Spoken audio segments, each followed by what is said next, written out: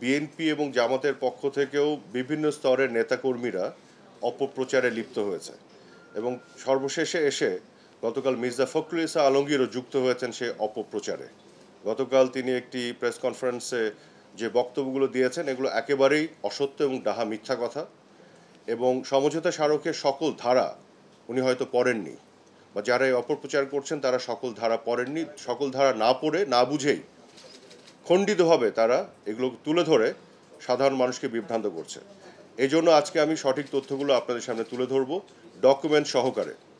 যে কথাগুলি বলা হচ্ছে যে বাংলাদেশের বুক চিরে ভারতীয় ট্রেন এক প্রান্ত থেকে আরেক প্রান্তে যাবে, বুক চিরে যাওয়ার যে বিষয়টি, কিন্তু এই সমঝোতা স্মারকে এটিও বলা আছে যে ভারতের মধ্য দিয়েও বাংলাদেশের ট্রেন নেপাল এবং ভুটানে যাবে, এই সমঝোতা স্মারকে বলা আছে।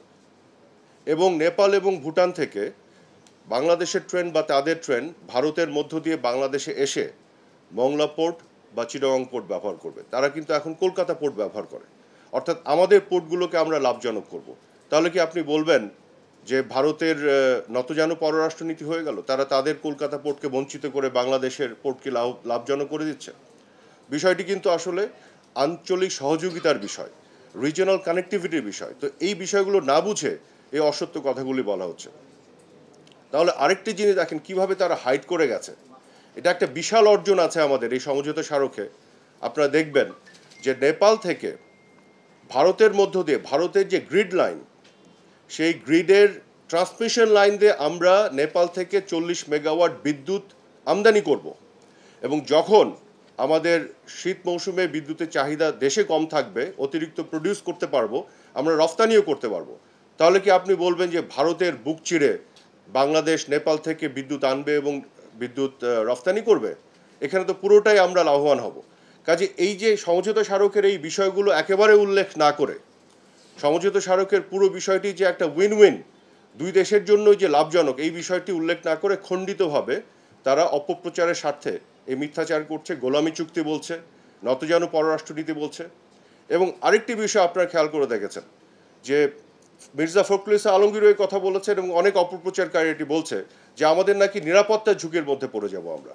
কিভাবে? যে ভারত যে ট্রেন নিয়ে যাবে বাংলাদেশের ভিতর দিয়ে, সেখানে তারা আর্মি এবং মিলিটারি সামরিক অস্ত্রশস্ত্র নিয়ে যেতে পারে, তাতে জিও পলিটিক্যাল একটা ক্রাইসিস তৈরি হতে পারে। অথচ আপনাদেরকে আমি আজকে দেখাই যে এই সমঝোতা স্মারকেই 3 নম্বর পয়েন্টে পরিষ্কার বলা আছে, 3 নম্বর পয়েন্টে, এটা আপনাকে দিয়ে দিব। এখানে কি বলা আছে? এখানে বলা আছে যে গুডস উইদাউট রেড ট্রাফিক, মানে রেড ট্রাফিকের সংজ্ঞা দেওয়া আছে, dangerous and offensive goods including arms ammunitions and explosives, অর্থাৎ আর্মস অ্যামিউনেশন অ্যান্ড এক্সপ্লোসিভস এগুলো নেওয়া যাবে না, এই সমঝোতা স্মারকেই পরিষ্কারভাবে বলা আছে। তাহলে এটা কোথায় পেলেন তারা? কল্পিতভাবে একটা উস্কানিমূলক একটা পরিবেশ তৈরি করছেন যেখান দিয়ে আর্মস নিয়ে যাবে। সমঝোতা স্মারকে তো এটা নিষেধ করা আছে। আরেকটি জিনিস আপনাদের বলি, এই সমঝোতা স্মারকে 4 নম্বর ধারায় বলা আছে, সুস্পষ্টভাবে বলছে কি, the movement of the goods and people within Bangladesh and India shall be subject to the relevant national laws, regulations and administrative provisions. অর্থাৎ ভারতের ট্রেন বাংলাদেশের ভিতরে ঢুকে পড়লেই এটা বাংলাদেশের আইনের মধ্যে অপারেটেড হতে হবে। একইভাবে বাংলাদেশের ট্রেন যখন ভারতের ভিতরে ঢুকে নেপাল বা ভুটানে যাবে, সেটা ভারতের আইনের মধ্যে অপারেটেড হবে। অর্থাৎ আমরা কিন্তু আমাদের আইনের মধ্যে এটাকে অপারেশনের বাইরে যাওয়ার কোনো সুযোগ নেই। কাজে এটা টোটালি বাংলাদেশের মানুষকে বিভ্রান্ত করার জন্য, উস্কানি দেওয়ার জন্য এই কল্পিত একটা রূপকথার গল্প তারা তৈরি করেছে, যেটা আমাদের নিরাপত্তা ঝুঁকিতে ফেলবে।